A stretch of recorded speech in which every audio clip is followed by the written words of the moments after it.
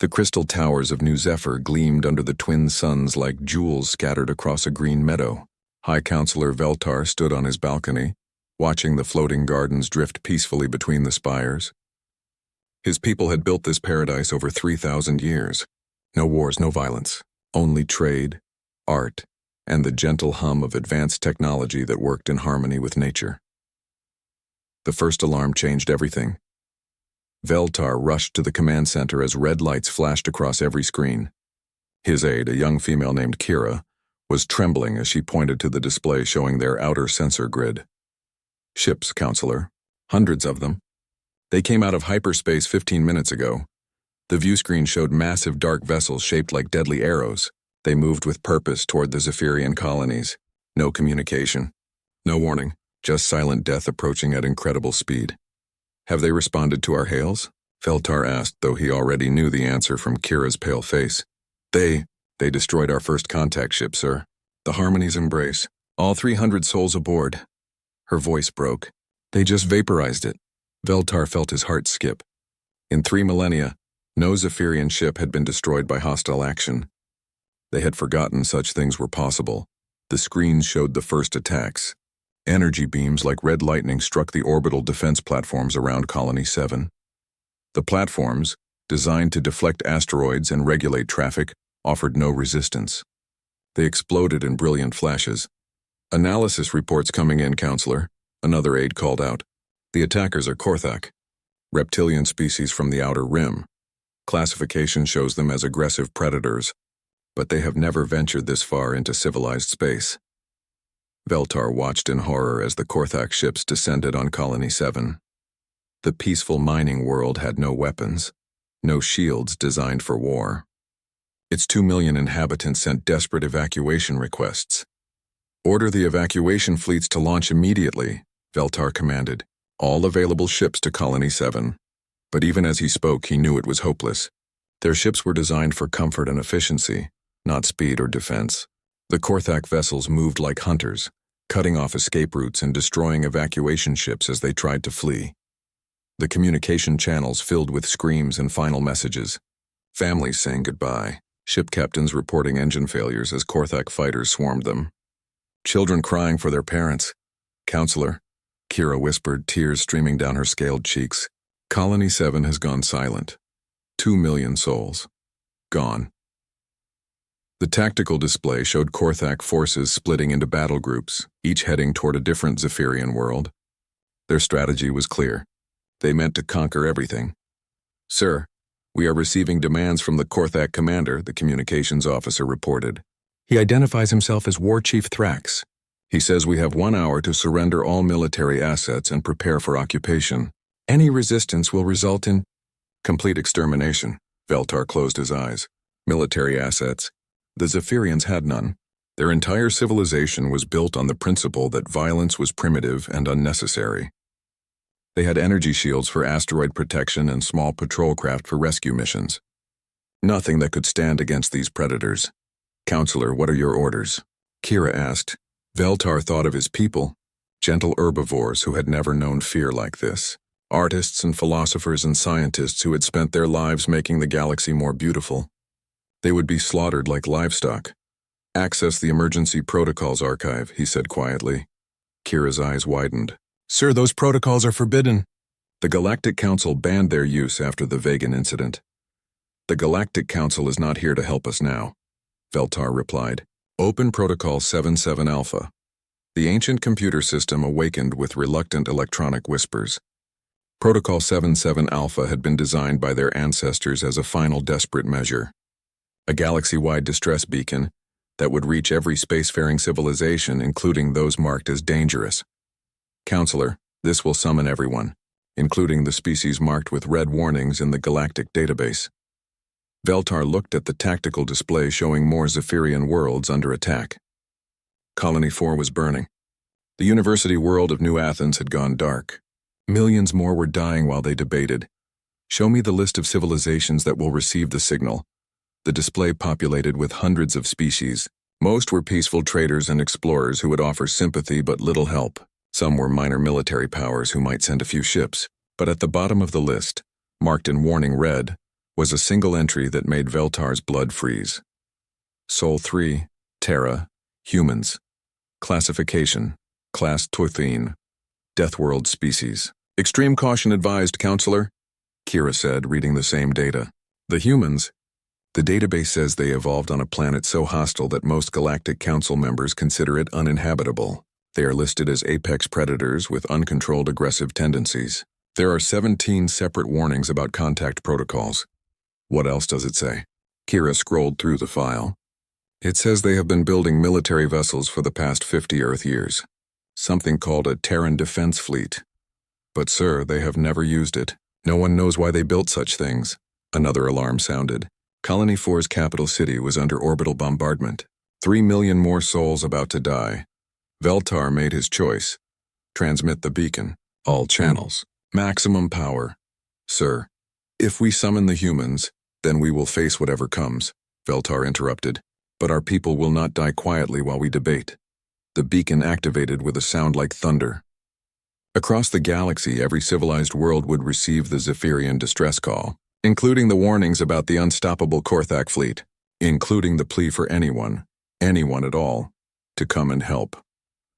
On the tactical display, more Zephyrian worlds flickered and died. But somewhere in the void of space, the signal raced toward a small yellow star where apex predators had learned to build starships. Veltar hoped he had not doomed the galaxy by calling them. But as another world burned, he knew he had no choice left. Admiral Sarah Chen stood in the command center of the Terran Defense Station, watching the alien signal decode across the main display. The massive orbital platform hung in Earth's shadow, bristling with weapons and launch bays that most of the galaxy preferred to pretend did not exist. Signal analysis complete, Admiral, her aide commander Rodriguez reported. It's a genuine distress call from the Zephyrian Collective, multiple worlds under attack by something called the Korthak Dominion. Chen studied the tactical data streaming in. The Zephyrians were herbivorous pacifists who had built a peaceful civilization spanning 12 star systems. She had read their cultural files during her xenobiology training.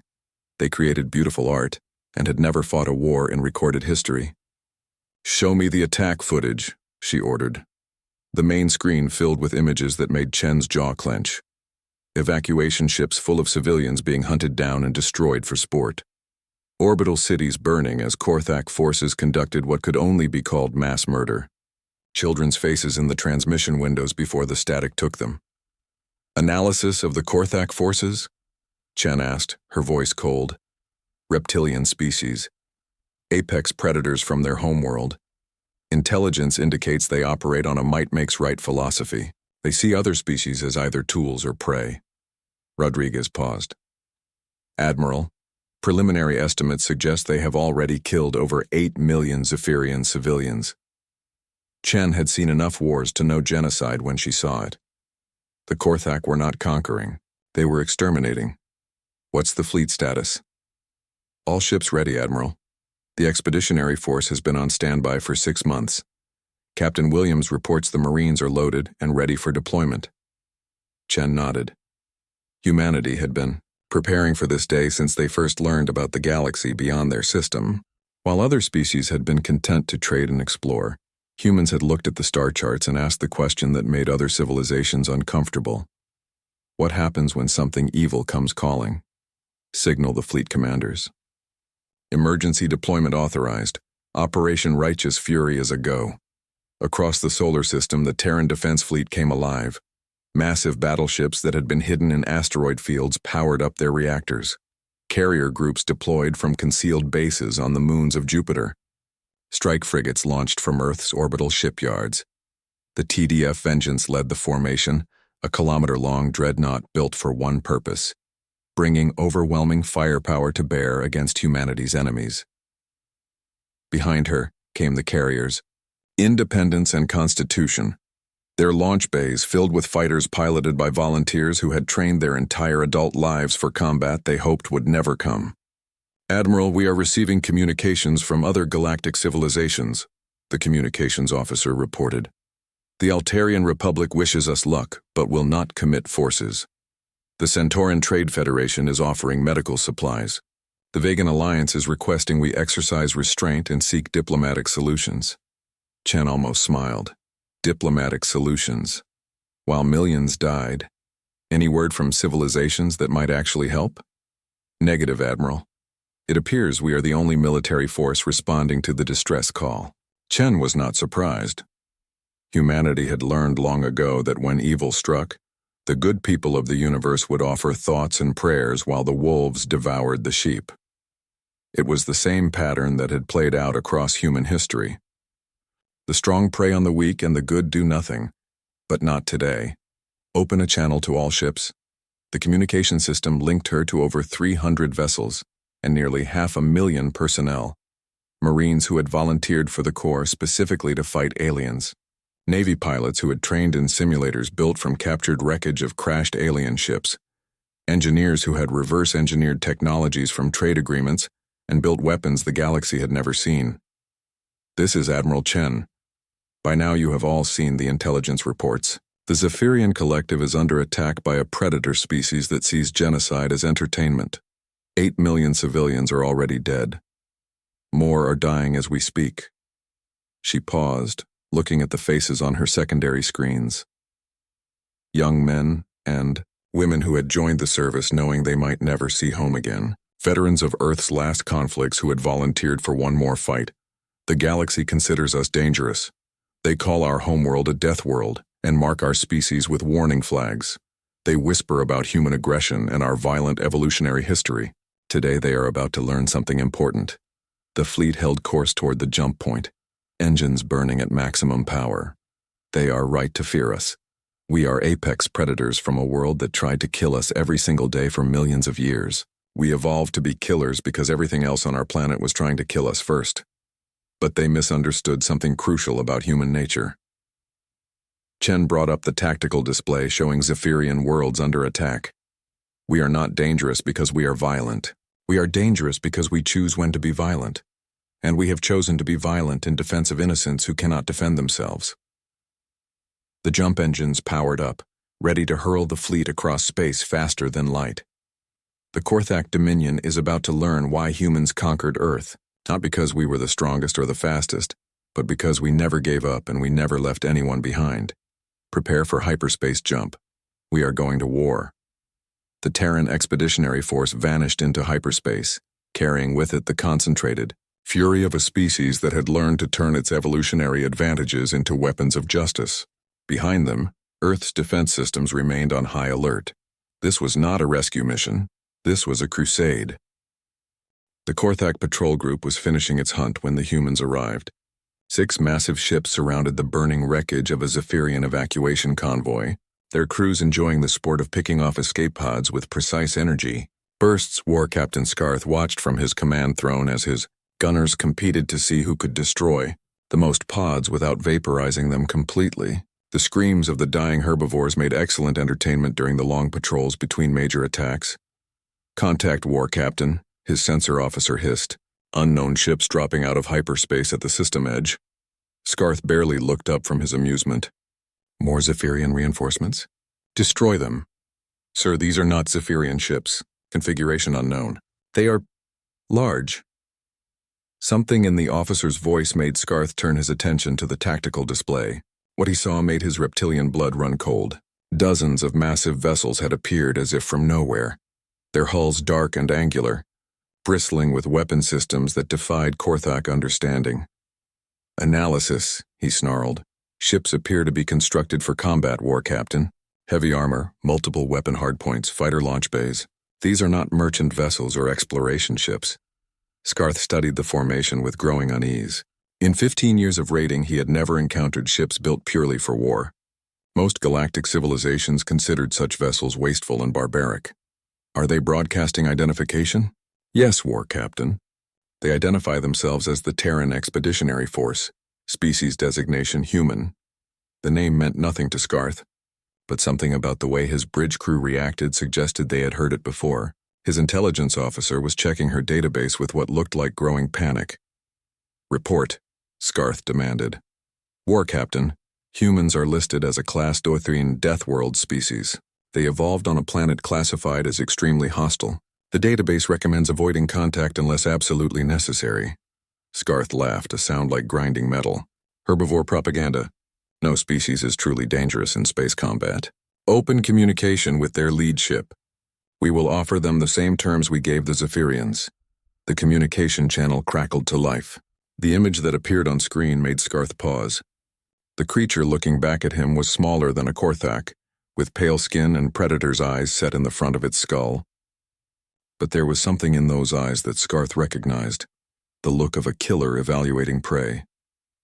"This is Captain Williams of the TDF Vengeance," the human said in perfect Korthak battle tongue. "You will immediately cease hostilities against civilian targets and prepare to be boarded for War Crimes Tribunal." Scarth recovered from his surprise and roared with laughter. "Little mammals think to threaten the Korthak Dominion. We are apex predators, soft skin. We will strip the flesh from your bones and use your ships for target practice." The human's expression did not change. "Final warning. Surrender now or be destroyed." "Destroy the mammals," Scarth commanded. "Show them what real predators can do." The Korthak ships opened fire with their primary energy weapons, the same guns that had vaporized Zephyrian orbital platforms. The energy beams struck the human ships and did nothing. The alien vessels absorbed the incoming fire like it was rain. "War Captain, their shields are not deflecting our weapons. Their hull armor is absorbing the energy directly. This is impossible." Before Scarth could respond, the human ships returned fire. What came back was not energy beams or plasma bursts. Instead, the humans launched thousands of small projectiles that moved faster than anything Scarth had ever seen. The kinetic rounds struck his ship's shields and punched through them like they were tissue paper. Alarm screamed as his hull took dozens of impacts, but instead of exploding, the projectile seemed to burrow into his ship. "Damage report. Sir, the projectiles are not explosive. They appear to be solid metal moving at significant fractions of light speed. They are punching clean through our armor and..." The explosions began then, not from the outside but from within his own ship. The human rounds had penetrated deep into his vessel before detonating, destroying critical systems from the inside. "How is this possible?" Scarth roared. His answer came in the form of smaller craft launching from the human ships, fighters that moved like living things, weaving between Korthak energy blasts with impossible precision. They carried weapons that seemed to predict where his ships would be, striking with surgical accuracy at weapon systems and engines. "War Captain, we are receiving reports from the other ships. The humans are not fighting like any known species. They are using kinetic weapons instead of energy. They are ignoring our return fire and closing to point-blank range. They appear to be trying to board us." Scarth watched in disbelief as human fighters approached his massive ships and attached themselves to the hulls. What kind of insane species tried to board an enemy vessel during active combat? The answer came when his bridge doors exploded inward. The creatures that poured through were nightmare made real. They wore armor that made them look like mechanical demons, carrying weapons that fired solid projectiles faster than thought. But it was not their equipment that terrified Scarth. It was their eyes. Every human that entered his bridge had the same expression: cold, focused, utterly without fear.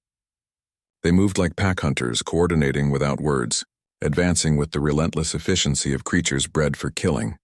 "Surrender and you live," the lead human said, his voice electronically distorted by his helmet. "Resist and die. Choose now." Scarth chose to fight. It was the last choice he ever made.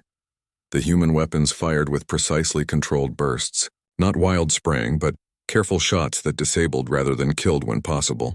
They were capturing his ship and crew for interrogation. As Scarth fell, his last thought was a warning he would never be able to deliver to his people. The humans did not fight like predators. They fought like something far worse. They fought like protectors with nothing left to lose. Across the patrol group, the pattern repeated. 6 Korthak ships that had been slaughtering civilians were overwhelmed in less than 20 minutes. Most of their crews captured alive for questioning. Captain Williams stood on the bridge of his prize, watching his Marines process Korthak prisoners with professional efficiency.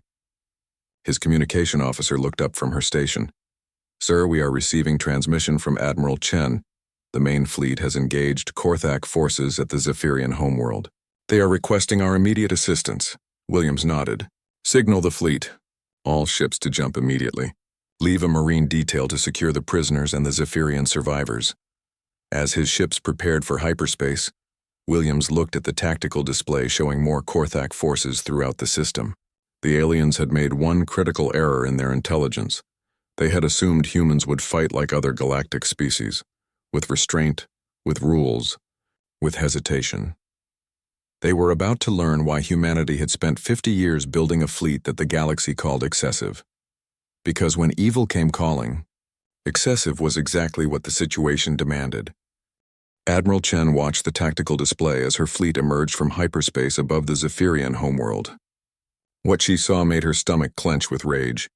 The beautiful crystal cities were burning. Korthak ships hung in orbit like vultures, systematically destroying anything that looked like it might contain life. Fleet status report, she ordered. All ships operational, Admiral. The Korthak force appears to be approximately 200 vessels of various classes. They are spread across the planet in bombardment formation. Chen studied the enemy deployment with the calculating mind of someone who had spent her entire career preparing for this moment.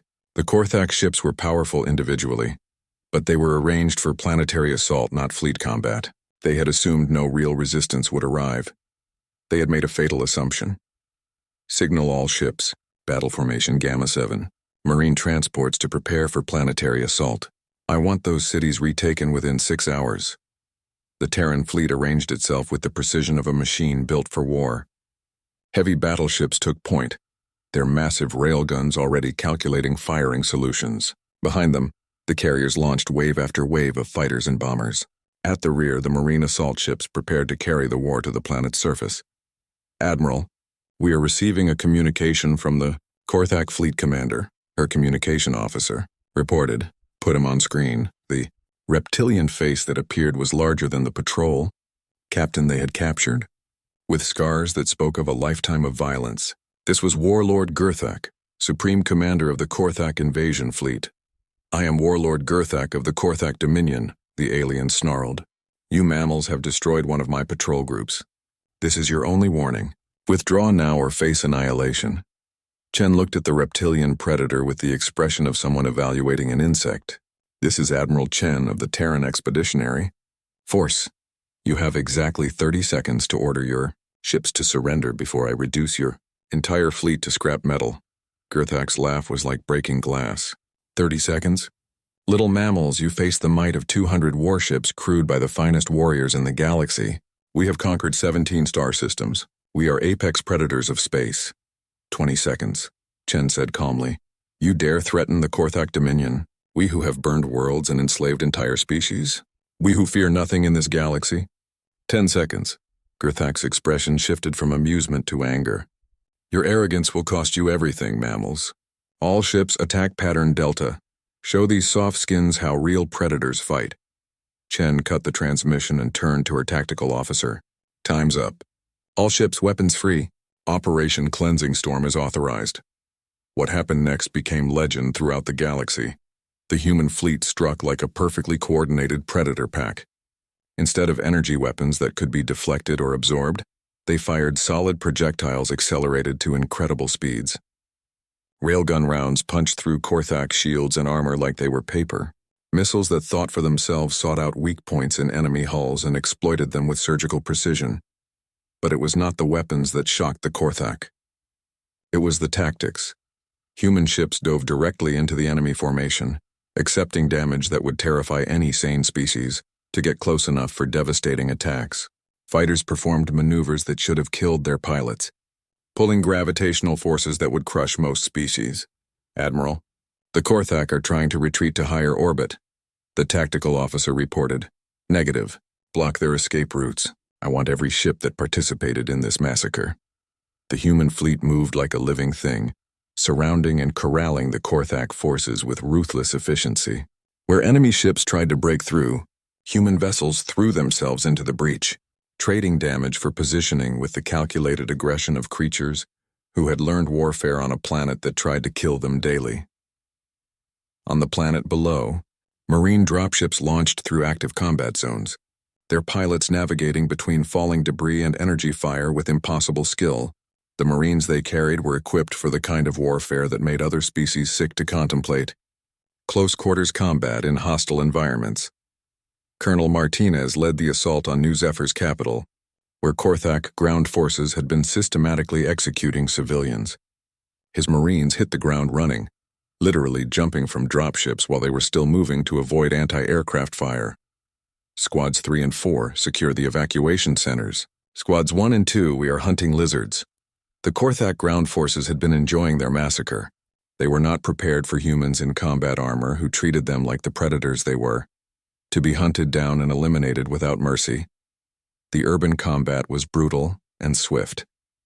Human Marines moved through the Crystal City like ghosts, using tactics developed in Earth's worst war zones.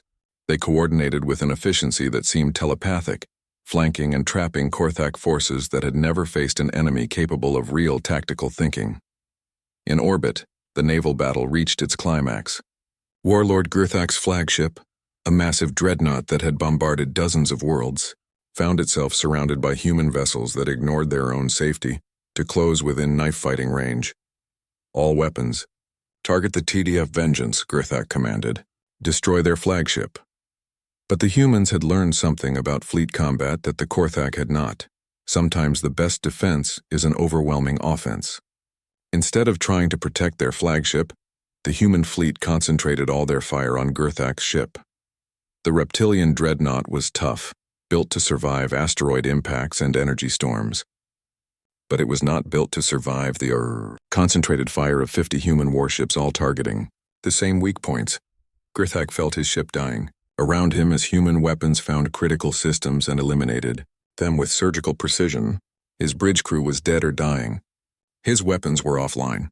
His engines were failing. This is impossible, he hissed to himself. We are apex predators. We are the masters of space. The communication channel crackled to life one last time. Admiral Chen's face appeared on his failing screens. You made one mistake, Warlord, she said calmly. You assumed being apex predators on your homeworld made you the apex predators everywhere. But humans come from a world where everything was an apex predator. We learned to be better. Gurthak's ship exploded in a ball of fire that could be seen from the planet's surface. Within 4 hours, the Korthak invasion fleet was destroyed or captured. Within 6 hours, every Korthak soldier on the planet was dead or prisoner. The Marines had swept through the cities like an avenging angel, liberating survivors and hunting down every trace of the invaders. Admiral Chen stood on the bridge of her flagship, looking down at the crystal cities where Zephyrian survivors were emerging from hiding. Her communication officer looked up from her station. Admiral, we are receiving thank you messages from across the planet. High Counselor Veltar is requesting permission to come aboard and thank you personally. Chen nodded, but her expression remained grim. Signal the fleet. This is just the beginning. Plot course for the Korthak Dominion. It's time to end this permanently. The galaxy was about to learn that humanity had not just come to rescue the Zephyrians. They had come to ensure this never happened again. The Korthak homeworld of Drakmor had never known fear. For 1,000 years, its reptilian inhabitants had sent their fleets to conquer and pillage across the galaxy. Their world was a fortress of metal and stone, protected by orbital defense platforms that could destroy entire fleets. War Empress Vithara stood in her throne room atop the Citadel of Bones, watching the tactical displays that showed the approaching human fleet. Around her, the greatest predators of her species cowered like hatchlings. How many ships do the mammals bring? She demanded. Over 400 vessels, War Empress. Her chief military advisor reported, his voice shaking. They have absorbed the survivors from our invasion fleet and are broadcasting surrender demands on all frequencies. Vithara's claws carved grooves in the stone armrests of her throne. The mammals had destroyed her most powerful fleet and liberated the Zephyrian worlds with impossible speed, but this was Drakmor. This was the heart of the Dominion where her people had perfected the art of war. Activate the planetary defense grid, all ground-based railguns to target the largest human ships. We will show these softskins what real warriors can accomplish when fighting to defend their home. The massive defense platforms that ringed Drakmor powered up with energy signatures that could be detected from deep space. Weapons that had been built to crack planets swiveled to track the incoming human fleet. Admiral Chen studied the defensive positions from her flagship as the Terran Expeditionary Force dropped out of hyperspace at the edge of the system. The Korthak homeworld was every bit as formidable as intelligence had suggested. Hundreds of orbital weapons platforms, ground-based defenses that could reach into space, a mobile fleet of nearly 100 warships waiting in defensive formation. Analysis, Commander Rodriguez? Formidable defensive array, Admiral. Classical fortress world setup. They are betting everything on their ability to destroy us before we can establish orbital superiority. Chen nodded. It was exactly what she had expected from a predator species. When cornered, they would fight with desperate fury. But the Korthak had made the same mistake every enemy of humanity had made throughout history. They assumed humans would fight like civilized beings. Signal the fleet. Operation Final Judgment is authorized. All ships. Attack pattern Omega. What followed was not a battle in any conventional sense. It was an extermination. The human fleet did not approach in formation or attempt to negotiate firing positions. Instead, they came in like a pack of wolves that had cornered their prey. Ships that had been designed to survive anything the galaxy could throw at them charged directly into the teeth of the Korthak defense grid. The orbital platforms opened fire with weapons that could shatter moons. Energy beams lanced out toward the human ships, striking armor that had been built to specific standards. The humans had learned from every battle they had ever fought and incorporated those lessons into their fleet design. Korthak energy weapons were powerful, but they were designed to fight ships with shields and conventional armor. Human vessels had been built with one principle in mind. If you cannot avoid being hit, make sure you can survive being hit. The Terran fleet absorbed punishment that would have vaporized any other navy and kept coming. Admiral, the Korthak defense. Platforms are attempting to concentrate fire on our heavy units, the tactical officer reported. Signal the battle group commanders. Execute Maneuver 7-7. The human fleet suddenly scattered like a school of fish, spreading out across multiple vectors of approach. But instead of random movement, every ship had a specific target and a specific mission. They had rehearsed this attack pattern against simulated fortress worlds for decades. The Korthak found themselves facing an enemy that seemed to be everywhere at once. Human ships struck the orbital platforms from multiple directions simultaneously, their railguns firing solid projectiles that punched through armor designed to resist energy weapons. But the real shock came when the human marine dropships launched. Instead of waiting for orbital superiority, the Marines came down through the active battle zone. Their dropships were built like armored bullets, designed to survive planetary entry under fire. They struck the surface of Drakmor while the space battle still raged overhead. General Patricia Kane led the assault on the Citadel of Bones personally.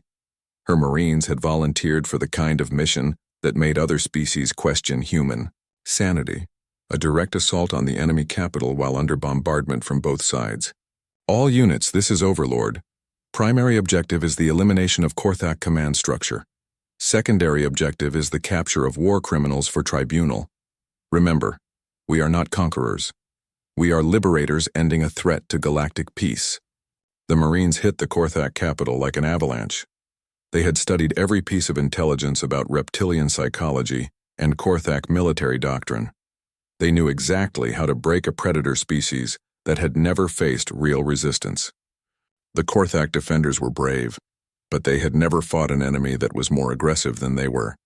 Human Marines used tactics that seemed suicidal, advancing through heavy fire, fighting in conditions that should have been impossible, coordinating attacks with a precision that defied belief. In the throne room, War Empress Vithara watched her defenses crumble with growing panic. Her elite guard, the finest warriors of her species, were being systematically eliminated by mammals who fought like demons. How is this possible? She snarled at her surviving advisors. They are smaller than us. Their homeworld cannot be that dangerous. The answer came when the throne room doors exploded inward. General Kane entered with a squad of Marines whose armor was scorched by battle but whose advance had never stopped.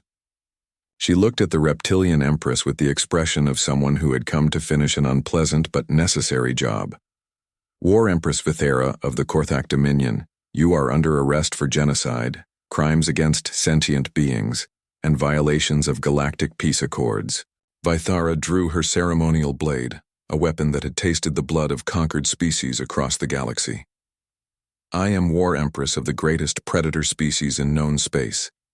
I bow to no mammals. Kane did not draw a weapon. Instead, she simply walked forward. You want to know what makes humans dangerous? she said calmly as Vithera raised her blade. It's not that we are predators. Every species produces predators. It's that we choose when to stop being predators and when to start being protectors. Vithera struck with the speed and skill of a lifetime warrior. The blade that should have gutted the human was blocked by armored gauntlets moving faster than reptilian reflexes could follow. Kane's counterstrike was precise, controlled, and utterly devastating. The War Empress of the Korthak Dominion fell unconscious at the feet of a species she had dismissed as soft mammals. In orbit, the last Korthak defense platform exploded under concentrated human fire. Admiral Chen stood on her bridge, watching the readings that showed complete orbital superiority. Signal all units. The Korthak Dominion is defeated. Begin occupation protocols. All surviving Korthak military personnel are to be processed for war crimes tribunals. But Chen's real attention was on the communication channels flooding with messages from across the galaxy. Word of humanity's victory was spreading at light speed, carried by news drones and merchant ships. The Altarian Republic was offering full diplomatic recognition. The Centauran Trade Federation was requesting defense treaties. Even the proud Vegan Alliance was sending messages of congratulation and offers of alliance. "Admiral," Commander Rodriguez said quietly, "we are receiving a priority communication from the Galactic Council. They are requesting an immediate session to discuss humanity's new status in galactic affairs." Chen smiled for the first time since the campaign began. "Signal the Council that we will attend their session, but first we have a promise to keep." The promise was delivered 3 days later, broadcast on every communication frequency in the galaxy. Admiral Chen stood before the assembled representatives of 47 civilized species with High Counselor Veltar of the Zephyrians at her side. "The Korthak Dominion has been dismantled," she announced. "Their military has been dissolved. Their leadership will face justice for their crimes. Their worlds will be administered by a coalition of species they once threatened, with the Zephyrians taking the lead role in their rehabilitation." She paused, looking at each delegate in turn. "But this is not the end. This is the beginning. The Terran Defense Force hereby establishes the Protectorate Accord. Any species that threatens genocide or makes war upon civilians will face the full might of humanity's fleet. This is not conquest. This is protection." The silence in the chamber was complete. "We are not asking for your permission," Chen continued. "We are informing you of reality. As long as humans draw breath, no peaceful species will face extinction while we have the power to prevent it." The galaxy had learned something new about humanity that day. They were not just apex predators from a death world. They were apex protectors who had chosen to make the galaxy safe for those who could not protect themselves. And that, the delegates realized, made them the most dangerous species of all, because a predator could be reasoned with, bargained with, appeased, but a protector would never stop fighting until every innocent was safe.